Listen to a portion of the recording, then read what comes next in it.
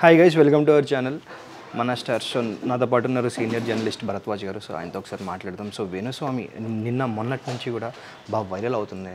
So ఆయన చెప్పిన జాతకం కావచ్చు, ఇవన్నీ కావచ్చు, దీనిపైన జర్నలిస్ట్ సంఘాలు మహిళా సంఘంకి వెళ్ళి కంప్లైంట్ కూడా ఇవ్వడం జరిగింది. సో ఒకసారి దీని గురించి ఒకసారి సీనియర్ జర్నలిస్ట్ భరద్వాజ్ గారితో మాట్లాడదాం. సో సార్, ఈ వేణుస్వామి ఎపిసోడ్ని ఎలా చూడాలంటారు? జర్నలిస్టులు కూడా ఇందులో ఇన్వాల్వ్ అయ్యారు. జర్నలిస్టులు ఇన్వాల్వ్ కాదండి, ఆయన ఇన్వాల్వ్ చేశాడు. అంటే ఇక్కడ ఆయన ఈ మంటకి అగ్గిపుల్ల గీసింది వేణుస్వామి గారు. ఆయన నేను జాతకాలు చెప్పను అని చెప్పి ఒక ప్రకటన చేశారు ఆ మధ్యకాలంలో.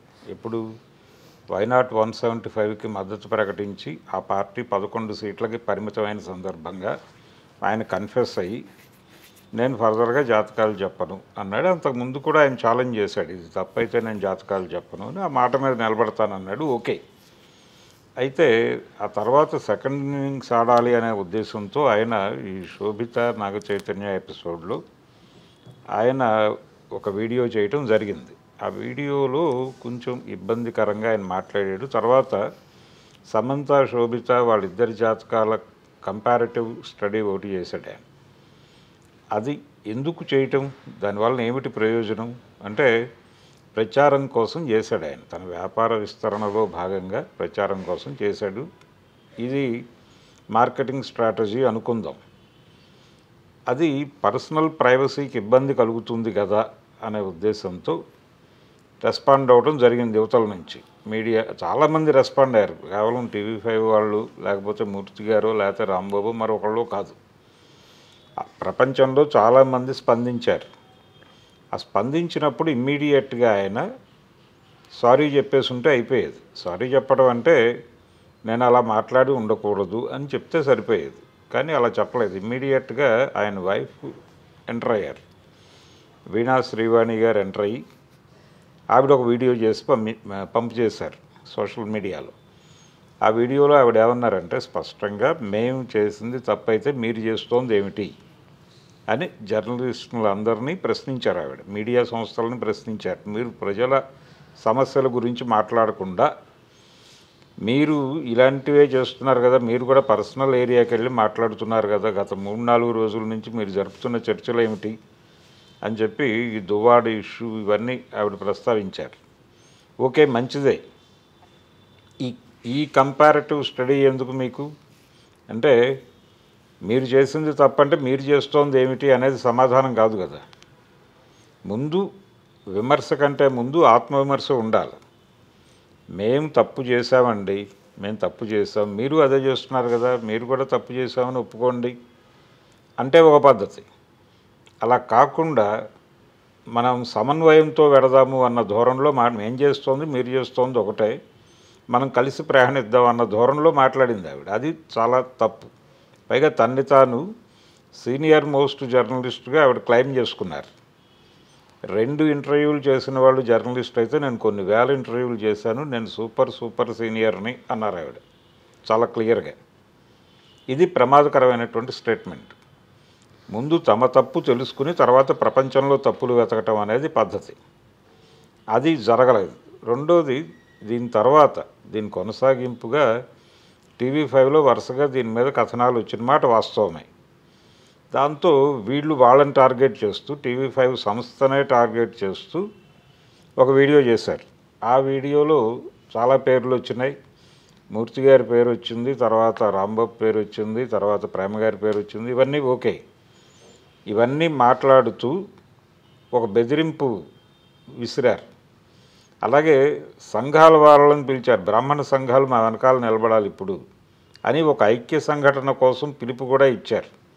మేము వీళ్ళ మీద యుద్ధం చేయదలుచుకున్నాం, ఈ యుద్ధంలో వీళ్ళందరినీ కలుపుకుని వెళ్ళదలుచుకున్నాం. ఇప్పటికే మనోవేదనతో 15 కిలోలు తగ్గిపోయాడు ఆయన వేణుస్వామి, 15 కిలోలు వెయిట్ లాస్ అయిపోయాడని కూడా ప్రస్తావించారు వాళ్ళు. బాగానే ఉంది, ఆయన వెయిట్ లాస్ అయ్యాడు. అయితే ఈ ప్రాసెస్లో వాళ్ళు సంఘాల వాళ్ళని ఐక్య సంఘటనలోకి ఇన్వైట్ చేస్తూ బ్రాహ్మణ సంఘం అలాగే జర్నలిస్ట్ సంఘాలు ఇవన్నీ మాకు మద్దతు తెలియజేయాలని చెబుతూ మీరందరూ ఈ విషయంలో సీరియస్గా కదిలి మా వెనకాల నిలబడకపోతే, ఈ యుద్ధంలో మాతో పాటు కలిసి నడవకపోతే మేము చేసే చివరి వీడియో ఇదే కావచ్చు, ఆ తర్వాత మేము కనిపించకపోవచ్చు, మేము చనిపోవచ్చు అన్న టోన్లో మాట్లాడారు. ఇది ప్రమాదం. అంటే వాళ్ళు తప్పు చేశారా రైట్ చేశారా అనేది పక్కన పెట్టేస్తే, ఒకవేళ ఎమోషన్లో అలాంటిది ఏదైనా కమిట్ అయ్యే ప్రమాదం ఉంది కాబట్టి వాళ్ళ క్షేమం కోసం నేనేం చెప్తున్నానంటే, ప్రభుత్వం ఆ స్టేట్మెంట్ లైవ్లోనే ఉంది, ఇప్పటికీ ఆ వీడియో ఉంది. ఆ వీడియో ఆధారంగా వాళ్ళిద్దరిని కస్టడీలోకి తీసుకుని వాళ్ళ ప్రాణాలకి రక్షణ కల్పించాల్సినటువంటి అవసరం ఉంది. అంటే ఒక మాట అన్నంత మాత్రాన చేసేసుకుంటారా, ఆత్మహత్య చేసేసుకుంటారా సార్? అంటే ఎమోషనల్గా ఉన్నారు వాళ్ళు, ఎమోషనల్గా ఉన్నారు. అవును, వదిలిపెట్టేసి రేపు ఏదైనా జరిగితే ఎవరి జవాబుదారీ? పైగా వాళ్ళు వీళ్ళందరినీ క్లెయిమ్ చేశారు.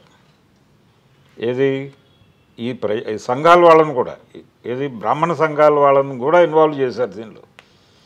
చేసి మీరందరూ మా వెనక నిలబడాలి, మీరెవరూ లేరు, మేము ఒంటరి పోరాటం చేస్తున్నామంటే మేము స్థైర్యం కోల్పోయి ఏదో చేసుకుంటాము అని కూడా ఇది చివరి వీడియో అవుతుందని అంది ఆవిడ చాలా స్పష్టంగా. అవును, అంటే ఇది స్ట్రాటజిక్గా అన్నారు అనేది అనుకోవచ్చు, కానీ అలా అనుకుని వదిలేస్తామా వాళ్ళని? విధిరాతకు వదిలేస్తామా వాళ్ళని? అలా తప్పు కదా. అందుకని నా ఉద్దేశం ఏంటంటే, ప్రభుత్వం జోక్యం చేసుకుని వాళ్ళిద్దరిని కస్టడీలోకి తీసుకుని తగిన రక్షణ కల్పించి కొంతకాలం గడిస్తే అది ఆ ఎమోషన్ పోవచ్చు. కౌన్సిలింగ్ చేయాల్సిన అవసరం కూడా ఉంది. అందుకని ఇమ్మీడియట్గా ఇది పబ్లిక్ డొమైన్లో జరుగుతున్నటువంటి చర్చ. వీళ్ళు ఎలాగూ డిఫెమేషన్ దావాలు వేస్తారు, పరువు నష్టం దావాలు వేస్తారు.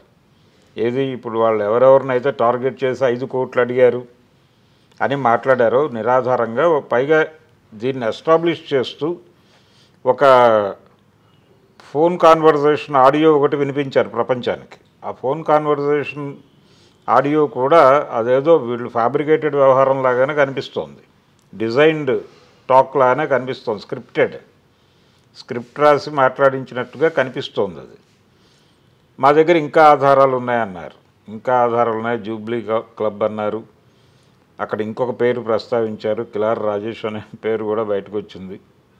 వారు కూడా రెస్పాండ్ అవ్వాలి ఇప్పుడు ఈ ఎపిసోడ్లో. సో వాళ్ళ దగ్గర ఉన్న వీడియోలతో నా దగ్గరికి వచ్చి నాతోనే డిస్కషన్ పెట్టండి అంటున్నాడు కదా ఆయన మూర్తి గారు. అవును, అక్కడే తేల్చేయచ్చు కదా ఆయన్ని, వాళ్ళ ఆఫీస్లోనే తేల్చేసి.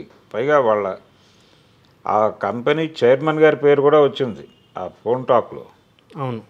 సో వీళ్ళందరూ ఇప్పుడు లిస్ట్లో ఉన్నట్టుగా భావించాలి. స్ట్రైట్గా వాళ్ళ ఆఫీస్కే వెళ్ళి గొడవ చేయండి, తప్పే ఉంది దానిలో. అలా చేయగలిగితే మంచిదే, యుద్ధం మంచిదే, యుద్ధం చేస్తే ఓకే. కానీ వాళ్ళు మధ్యలో ఈ ఆత్మహత్య ప్రస్తావన తీసుకురావటం, ఇది ఎమోషనల్ బ్లాక్మెయిల్ అని వదిలేస్తే ప్రమాదం. అలా వదిలేయకూడదు. అలా వదిలేయకుండా వాళ్ళని కస్టడీలోకి తీసుకుని ప్రభుత్వం వాళ్ళకి రక్షణ కల్పించాలంటున్నాను నేను. అరెస్ట్ చేసి జైల్లో పెట్టమంటలేదు, కస్టడీలోకి తీసుకుని వాళ్ళకి రక్షణ కల్పించి కౌన్సిలింగ్ చేయాల్సినటువంటి అవసరం ఉంది. వాళ్ళకి ప్రభుత్వం ఏదో మేరకంటే, ఒకటి వాళ్ళకి అర్థం కావాల్సిన విషయం ఏంటంటే, మనం ప్రపంచంలో ఉన్న వాళ్ళకి ఎవరికైనా జాతకం చెప్పచ్చు, తప్పేం లేదు దానిలో. మీ ఇంటికి వచ్చి మీ తలుపు కొట్టి జాతకం చెప్పమన్న వాళ్ళకి జాతకం చెప్పండి, లేదు మీ ఆఫీస్కి వచ్చి జాతకాలు చెప్పించుకునే వాళ్ళకి చెప్పండి. చెప్పిన తర్వాత ఆ జాతకాన్ని పబ్లిక్ డొమైన్లో పెట్టే హక్కు ఉందా మీకు? ఎవరిదైనా సరే. ఇప్పుడు నేను వెళ్ళి చెప్పించుకుంటాను, నా జాతకం నాకు చెప్పాలి, ప్రపంచానికి ఎందుకు చెప్పాలి? చెప్పకూడదు కదా. నా పర్మిషన్తో చెప్పచ్చు. మేము ప్రపంచానికి చెప్పుకుంటామండి మీ జాతకం, మీకేం అభ్యంతరం లేకపోతే అని నన్ను అడిగి ప్రపంచానికి చెప్పుకోవచ్చు, తప్పేం లేదు. అసలు వాళ్ళ దగ్గరికి వెళ్ళని వాళ్ళ గురించి మాట్లాడే హక్కు ఎవరికి ఇచ్చారు? రెండోది, ఆవిడ చాలా అసందర్భమైనటువంటి పోలికలు తీసుకొచ్చారు. ట్రంప్ గెలుపు గురించి జ్యోతిష్యులతో మాట్లాడిన సందర్భం ఉంది కదా అని మాట్లాడారు. గెలుపు ఓటముల గురించి చాలా సందర్భాల్లో చాలా జ్యోతిష్యులు రకరకాల అది కూడా ప్రచారమే. ఇప్పుడు అతను ఎవరో ఒకసారి రాజమండ్రిలో జమున గారు కంటెస్ట్ చేసినప్పుడు 90లో జరిగినటువంటి ఒక ఎన్నికలో జమున గారు ఓడిపోతారు అని ఒక జ్యోతిష్యుడు చెప్పాడు. అది ఒక పేపర్లో బ్యానర్ ఐటమ్ వచ్చింది, ఓ జిల్లా ఎడిషన్లో. దాని మీద ఆవిడ నిజంగానే ఓడిపోయారు. ఓడిపోయిన తర్వాత ఆవిడేం చేసిందంటే ఈ ఈ బ్యానర్ ఐటమ్ వలన నాకు ఓట్లు తగ్గి ఉండొచ్చు అని భావించి అతని మీద డిఫమేషన్ దావా వేసి పోలీసులు తీసుకెళ్ళి అరెస్ట్ చేశారు. రాజమండ్రి జైల్లో ఉండి అక్కడి నుంచి బెయిల్ తీసుకుని బయటకు వచ్చాడు. ఆ రికార్డులు వెరిఫై చేస్తే ఆయన పేరు వివరాలు తెలుస్తాయి. కాబట్టి ఇది అంత ఇది డెఫినెట్గా వాళ్ళు కేసులు వెళ్ళొచ్చు, కోర్టుకు వెళ్ళి పోలీస్ స్టేషన్కి వెళ్ళి కంప్లైంట్లు చేసుకోవచ్చు, కోర్టుకు వెళ్ళి కేసులు వేసుకోవచ్చు. కోర్టు డైరెక్షన్లో ఇతన్ని అరెస్ట్ చేసే ఛాన్స్ ఉంది. అక్కడ దాకా తీసుకెళ్లకుండా విషయాన్ని ఇప్పటికైనా సరే వాళ్ళకు ఒక అవకాశం ఉంది. ఈ గొడవలన్నీ వద్దు, మేం ఈ గొడవని మొదటి అగ్గిపుల్ల వేసింది మేమే, ఇలా వీళ్ళ నిశ్చితార్థం మీద దాని ఎక్స్పైరీ డేట్ చెప్పారు వాళ్ళు. ఈ బంధం ఎప్పుడు ఎండ్ అవుతుంది అనేది చెప్పారు. అలా చెప్పడం తప్పే. మేము వాళ్ళ పర్సనల్ స్పేస్లోకి వెళ్ళి మాట్లాడటం తప్పే. అలాగే మా గురించి కూడా రకరకాలుగా మాట్లాడుతున్నారు. ఈ వివాదాన్ని ఇక్కడితో ముగిద్దాం. ఫర్దర్గా ఎవరు మా దగ్గరకు వచ్చినా మేము చెప్తాం, మా ప్రొఫెషన్ మేము కొనసాగిస్తాం, కానీ పబ్లిక్ డొమైన్లో ఇలాంటివి మాట్లాడాం అని హామీ ఇస్తున్నాం అని ఒక మాట చెప్పేస్తే ఈ వివాదం క్లోజ్ అయిపోతుంది. ఇదేం పెద్ద ఎవరో దీన్ని పట్టుకులాగాలని ఎవరో అనుకోవట్లే, జర్నలిస్ట్ సంఘాలు కూడా అనుకోవట్లే. జర్నలిస్ట్ సంఘాలు కూడా వాళ్ళు ప్రాపర్గా అప్రోచ్ అయితే ఈ విషయం క్లోజ్ చేయాలనే చూస్తున్నారు. దాన్ని క్లోజ్ చేసుకోవడానికి అవకాశం ఉండి ఎందుకు రచ్చ చేసుకుంటున్నారో వాళ్ళు అర్థం కావట్లే. అందుకని అంటే మెంటల్ బ్యాలెన్స్ ఎక్కడో తప్పారు వాళ్ళు, ఈగోకి వెళ్తున్నారు. అది మానేయాలి. ఈ ఈగో, ఈ ఎమోషను, ఈ రెండు ప్లే అయ్యి వాళ్ళల్లో నిజంగానే అన్నాం కాబట్టి ఏదైనా చేసుకుంటారనేది నా భయం. అందుకని గవర్నమెంట్ ఇంటర్వ్యూన్ అయ్యి వాళ్ళిద్దరిని తీసుకుని జాగ్రత్తగా పరిరక్షించి కౌన్సిలింగ్ చేయించి వాళ్ళని పరిరక్షించి బయటికి పంపించాలి అనేది ఒకటే నా డిమాండ్. ఓకే, అయితే మనం రెగ్యులర్గా సార్ ఈ ఉగాది పండగకి మనం ఈ సంవత్సరంకి ఎలా ఉంటుంది మన జాతకం అనేది మనకి టీవీలో, న్యూస్ పేపర్లో అక్కడ ఇక్కడ మనకి వేస్తూ ఉంటారు. ప్రతి టీవీలో మనకి వేస్తూ ఉంటారు. ఉగాది పండుగ రోజు మనకి ఈ సంవత్సరం అంతా ఎలా ఉంటుంది అనేది వేస్తూ ఉంటారు. అలాంటి టైంలో అటు సీఎం జాతకం కానీ లేకపోతే రాష్ట్రం చెప్పండి, మీరు చెప్తుంది నాకు అర్థమవుతుంది. ఇలాంటి పంచాంగ శ్రవణం అంటారు దాన్ని. సో ఇలా వినండి, ఉగాది పంచాంగ శ్రవణం గురించి మాట్లాడుతున్నారు మీరు. పంచాంగంలో ప్రపంచం ఎలా ఉంటుందో చెప్తారు కానీ వ్యక్తులు ఎలా ఉంటారో చెప్పరు. ఈ ప్రభుత్వానికి కొంత ప్రాస్పరస్గా ఉంటుందా లేదా లాంటివి జస్ట్ ఆ డయాస్ మీద ఉన్నటువంటి పర్సనాలిటీస్ని అట్రాక్ట్ చేయడం కోసం కొన్ని మాటలు వేస్తారు. కానీ ప్రధానంగా ఈ సంవత్సరం ఏ రాశి వారికి ఎలా ఉండబోతోంది వరకే మాట్లాడతారు. అంతే తప్ప ఫలానా సుబ్బారావుకి ఎలా ఉండబోతోంది, వెంకట్రావుకి ఎలా ఉండబోతోంది, లేకపోతే సినిమాల్లో సూపర్ స్టార్ అయినటువంటి ఫలానా ఆయనకి ఈ సంవత్సరం ఆయన జీవితం ఏమైపోబోతోంది ఇవి చెప్పరు. ముఖ్యమంత్రి గారి గురించి కూడా ఆయన పర్సనల్ ఏరియాలోకి వెళ్ళి మాట్లాడరు. ఆయనకి ఇంకో పెళ్ళి అవుతుందనో లేకపోతే ఉన్న భార్య వెళ్ళిపోతారనో ఇలాంటివి చెప్పరు. కాబట్టి దానికి ఒక పరిమితి ఉంది, దానికి ఒక పద్ధతి ఉంది. అది మొత్తం కూడా సమాచార శాఖ ఆధ్వర్యంలో జరుగుతుంది. కాబట్టి ముందే మాట్లాడుకుంటారు వాళ్ళు. అందుకని దానికి దీనికి లింక్ కాదు. ఎవరైనా సరే జాతకాలు చెప్పించుకుంటే ఎవరైతే చెప్పించుకోవడానికి వెళ్ళారో వాళ్ళకి చెప్తారు అంతవరకే. అంతే తప్ప ప్రపంచం పబ్లిక్ డొమైన్లో పెట్టకూడదు. పర్సనల్ వ్యవహారాలు అవి. దాన్ని పబ్లిక్ డొమైన్లో ఎలా పెడతారు? వాళ్ళ బంధువులకే చెప్పకూడదు. అది జస్ట్ పర్సనల్ ఇన్ఫర్మేషన్ మాత్రమే. దాన్ని పబ్లిక్ డొమైన్లో ఏ రూపంలో మీరు పెట్టినా తప్పే. కాబట్టి ప్రతి ఒక్కరికి వ్యక్తిగత స్వేచ్ఛ ఉంది కదా, వ్యక్తి స్వేచ్ఛ అనేది ఉంది కదా, రాజ్యాంగం ఇచ్చింది కదా. దాన్ని వైలేట్ చేసినట్టు అవుతుంది. కేసు వేయచ్చు, ఎటువంటి ఇబ్బంది లేకుండా కేసు వేయచ్చు. ఎవరి మీద వేయచ్చు? పవన్ కళ్యాణ్ పెళ్ళిళ్ళ మీద మాట్లాడిన వాళ్ళ మీద కూడా కేసులు వేయచ్చు. వారు ముఖ్యమంత్రిగా ఉన్నారు అప్పుడు. జగన్మోహన్ రెడ్డి గారు మాట్లాడారు. పవన్ కళ్యాణ్ పెళ్ళిళ్ళ గురించి తరచూ ప్రస్తావించేవాడు ఆయన. ఇది ప్రస్తావించటం వలన ఆయన ఏం చేశాడు? ఒకటి, పవన్ కళ్యాణ్ పర్సనల్ స్పేస్కి వెళ్ళి మాట్లాడాడు, అదొక తప్పు. రెండోది, విడాకులు తీసుకోవడానికి చట్టం ఉంది, ఆ చట్టాన్ని అగౌరవపరిచినట్టు. వ్యక్తి స్వేచ్ఛను గ్యారంటీ ఇచ్చినటువంటి రాజ్యాంగాన్ని అవమానపరిచినట్టు. ఈ 3 కోణాల్లోనూ ఆయన మీద కేసు వేసి ఉండాల్సింది, వేయలేదు వాళ్ళు ఏ కారణం చేత. దాదాపు అలాంటి పనే వీళ్ళు చేస్తున్నారు ఇప్పుడు. అందుకని సీరియస్గా కేసులు పడితే, ఇది న్యాయస్థానాల్లో డిస్కషన్ జరిగితే దీని మీద ఒక ప్రాపర్ డెసిషన్ వస్తుంది. అందుకని వేణుస్వామి గారు చేసింది అదేదో సరదాగా ఆయన ఏదో చెప్పాడు, జాతకాలు చెప్పుకునే వాళ్ళ మీద మీరు పడిపోయి దాడి చేస్తారా, ఏదో మా బతుకు మేము బతుకుతున్నాం అని ఎంతసేపు అవతల వాళ్ళు దాడి చేస్తున్నారని మాట్లాడుతున్నారు. కానీ వాళ్ళు చేసిన తప్పుని అడ్మిట్ చేయట్లే. వాళ్ళు అడ్మిట్ చేసేస్తే ఇష్యూ క్లోజ్ అయిపోతుంది. చిన్న విషయం, వాళ్ళ ఇగోకి వెళుతున్నారు, పర్సనల్గా తీసుకుంటున్నారు విషయాన్ని. ఆ పర్సనల్గా తీసుకోవటం అనే దాని నుంచి బయటకు వచ్చేస్తే సమస్య పరిష్కారం అయిపోతుంది. కాబట్టి ఇప్పటికైనా సరే వాళ్ళు కన్ఫెస్ అయ్యి, బాబు మేము ఇలా మాట్లాడటం తప్పే, భవిష్యత్తులో ఇలా మాట్లాడము అని ఒక మాట చెప్పేస్తే క్లోజ్ అయిపోతుంది కదా విషయం క్లోజ్ చేసుకోవాలనే ఉద్దేశం వాళ్ళకు ఉంటే పరిష్కారం కూడా వాళ్ళ చేతుల్లోనే ఉంది. ఇప్పటికైనా సరే మించిపోయింది లేదు. ఇమ్మీడియట్గా వాళ్ళు ప్రెస్ మీట్ పెట్టి ఈ గొడవని ఇంతటితో ఆపేద్దాం, మేము ఫర్దర్గా ఎవరి గురించి మాట్లాడడం అంటే అక్కడ క్లోజ్ అయిపోద్ది. జాతకాలు చెప్పుకోవద్దని అంటలేదు ఎవరు, మీ పని మీరు చేసుకోవద్దు అని ఎవరు అంటలేదు. అయితే పబ్లిక్ డొమైన్లో మిమ్మల్ని అడగని వాళ్ళ జీవితాల గురించి మీరు పబ్లిక్ డొమైన్లో కామెంట్లు చేయకండి, అంతే. అయితే సార్ ఇప్పుడు ఈ ఇష్యూ జరిగింది మనం చూసాము, కానీ రీసెంట్గానే అంబానీ గారి ఇంట్లో కూడా పెళ్లి జరిగింది. అంతకుముందు మన సినిమా మాట్లాడుకుంటే ఇటు బ్రహ్మానందం గారి ఇంట్లో జరుగుతూనే ఉన్నాయి, రెగ్యులర్గా ఈ పెళ్ళిళ్ళు జరుగుతూనే ఉంటాయి. ఎవరి పెళ్ళిళ్ళ మీద కామెంట్ చేయని ఈయన ఇప్పుడు ఆ పబ్లిసిటీగా అంటే అంబానీ పెళ్లి మీద కూడా కామెంట్ ఆయన ఒక వేసి ఉండొచ్చు ఏదో ఒకటి. సో ఈయన నాగ చైతన్య పెళ్లి విషయంలోనే ఇంత సీరియస్గా ఎందుకు మాట్లాడుతున్నారు? ఇంతకు ముందు కూడా ఆయన మాట్లాడారు, ఇప్పుడు కూడా మాట్లాడుతున్నారు. సో దీన్ని ఎలా చూడాలంటారు? అది కూడా ఆయన చెప్పాడు వివరణ, ఇది నా బాధ్యతగా మాట్లాడాను అన్నాడు. ఇది ఆ రోజున సమంత నాగ చైతన్య గురించి నేను మాట్లాడాను కాబట్టి అదే బాధ్యతతో దీని గురించి మాట్లాడుతున్నాను అని చెప్పాడు ఆయన. మీరెవరు బాధ్యత తీసుకోవటానికి అనేది నా ప్రశ్న. నాగార్జున గారు వచ్చి, అయ్యా మేము మా అబ్బాయి పెళ్లికి ముహూర్తం పెట్టుకున్నాం, దీని ఎక్స్పైర్డ్ డేట్ చెప్పండి అని అడిగితే మీరు చెప్పండి. అది కూడా ఆయనకు పర్సనల్గా చెప్పండి. ఆయన అనుమతి ఉంటేనే పబ్లిక్ డొమైన్లో పెట్టండి, దాన్ని వైలేట్ చేయొద్దు.